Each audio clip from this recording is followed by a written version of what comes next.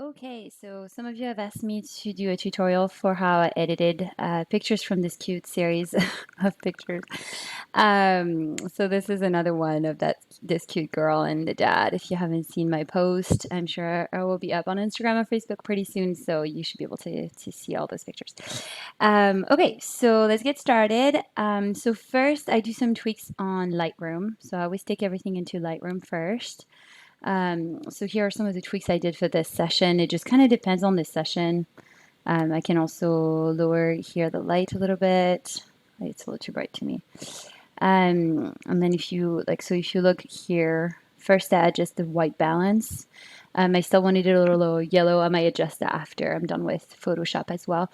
And here is some of the other tweaks I do. I mean, it kind of depends on the session, honestly. And I'll do some more tweaks after Photoshop as well.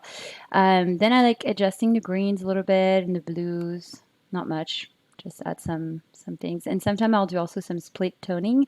I don't always do it because sometimes I give too much red into my pictures or too much orange in my case because that's what I like adding.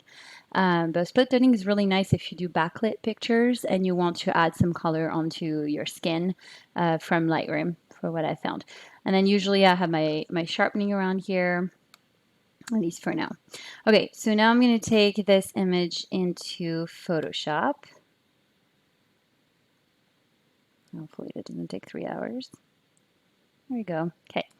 So now I have my image in Photoshop, and I use Storyville Actions. So you see I'm in the action section. If you don't know how to open it, I think it through window, and then you go to actions, and it will pull up actions. So if you have certain actions, or you created some, or you bought some, that's where you will find them right up here. Okay, so I like using her smoothing. I have tweaked some of the actions a little bit because I don't use them to 100%. So when you purchase the action, it's going to show 100% here under opacity. I switched it to 50% because that's what I always switch it as. So personally, I do 50%. You could do 100%. It's completely up to your preference and your own images and how your pictures render with your own lenses and whatnot. So since my settings are always very similar, it usually looks best with those specific settings to me. So that's what I do. And same thing with the sharpening. I usually put it at 50%, but you could do 100%, 100% if you wanted to. It's completely up to you. Then I flatten my image. So I do Control Shift E. You could also go to layers and flatten image or merge visible, whichever. Then I go to image base. So same thing, I have changed some of the opacity level in the image base from the original Storyville action, just because I always tweak it the same way. So it just saves me a lot of time. But she has those like brighten up, contrast, darken edges, and color dazzle in image base. And I absolutely love this action because that's what makes my color pop a little bit more. You don't see it a ton on this image because this one is a little more like, it's a field, so it's less bright. But like if you have trees behind it, it's usually going to be very green, very strong colors. And here you can see her blue eyes like just kind of popped. So if I take out the color dazzle, for example, you'll see the difference. So that's what I love the most about Storyville Actions. Then I usually take out about 30%. So I take a brush, soft brush, at 30% opacity. See, I'm on the black, and I'm going to go on the layer mask here in Color Dazzle.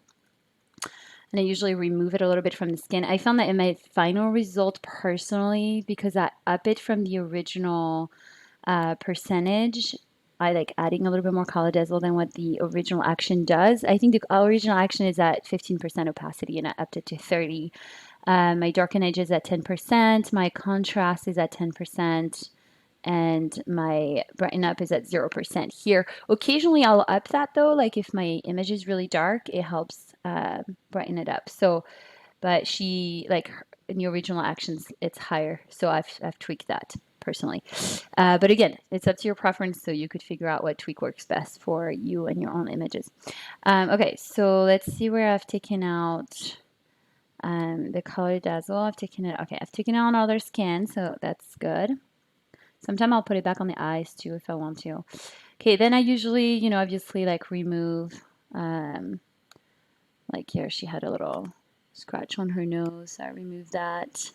I don't like removing anything else because I actually really like those little freckles.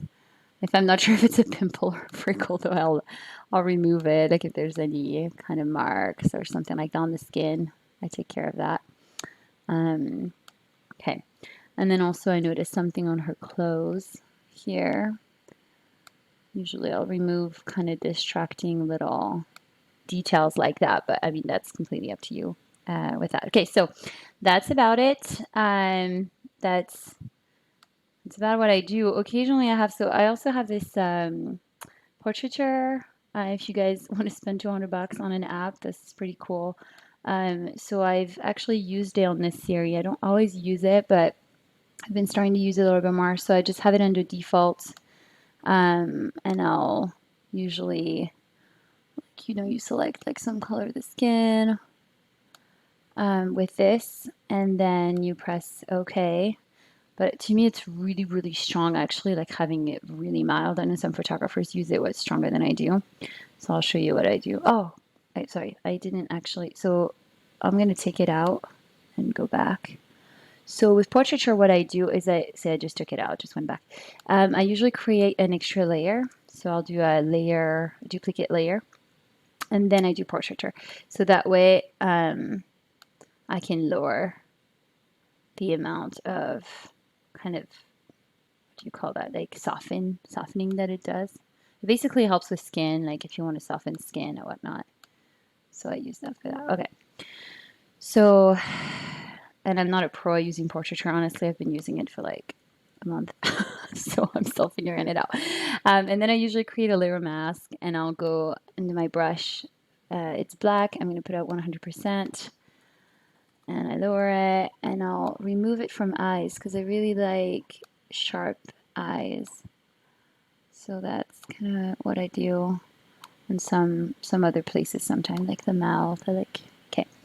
When I need to, I'll also like do teeth whitening or whatnot. Like I have my own action for that I created, but you can also use Lightroom. There's tons of ways to whiten teeth. So, and then I created my own action for eye sharpening. So all I do is I create a background copy, and then I created a smart sharpen filter. So it's under filter. You just go to sharpen, and you just put whatever amount of sharpening you want. So that's all this action does. Like I just like that amount of sharpening. It's really strong, so I don't actually use it to the max, but occasionally it's nice.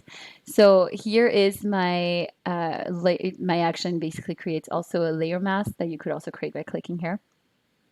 And then it's black because I basically removed the sharpening from my image. And then what I do is I just take a white brush and I put it about 30% because that's plenty sharp. I usually will lower it because the actions, Heather's action, the Storyville actions will already sharpen quite a bit. So I usually, when I use them, I'll usually even lower that. So see, I put the opacity at 50%, if it was 30. So I could have put like 15% opacity. And that way I have like sharp eyes. You could lower it if you feel like it's too strong. Like right now, I feel like it's a little too strong. I don't want her to look like an alien. So here, I'm gonna go for 30%, good enough. Okay, and then I flatten my image. And that's about it. I mean, what I really like with Storyville too, like if you want to add kind of a nice glow, she has a bunch of light pack lights. And so in this session, I've actually used this one, which I've never really used before.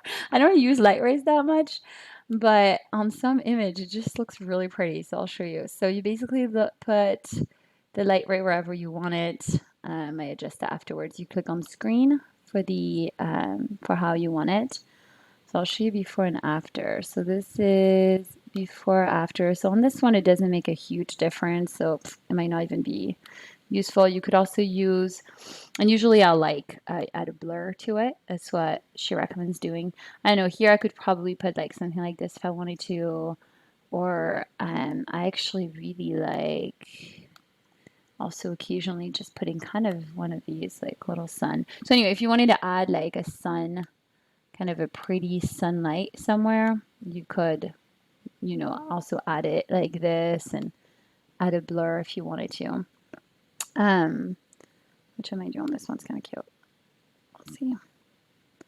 Anyways, I like my image looking natural, so I don't always add anything, but sometimes I like adding a little bit of light because it just gives it a little bit more of a glow. So it's nice.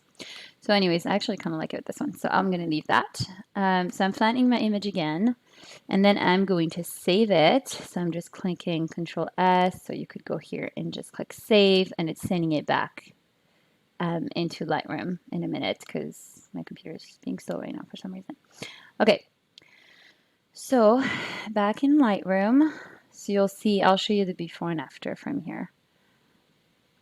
So this is before and before all my settings. I'm going to reset that. So before and after. So here I personally feel like it's a little too yellow still. I've made some tweaks with some other ones. Whoop, not that. Okay, so I'm actually going to lower the yellow a little bit, maybe even the light. I like adding some of the haze as well when I'm backlit like that because it just adds that contrast. Maybe take down this up. There you go. And I mean, you just kind of tweak it to whatever you want it to be, right? Like that's not rocket science. And sometimes I'll even add a little bit more sharpness here, mostly because of the skin smoothing thing that I just used. So that helps. We add some sharpness if I need to. Okay, anyway, so this is cute to me. I like it like that. Sometimes I'll come back and like readjust a few things, like the black here, just to kind of add some contrast. It all depends on if you want it bright or contrasted, but that's about what I do. Then I just export it, and here we go. And I save it. And voila. That's it. And then I just, like I said, so I just put them on QuickTime. That's the export website that I use, and I just use that to add my logo to it and post it. So yeah, that's it.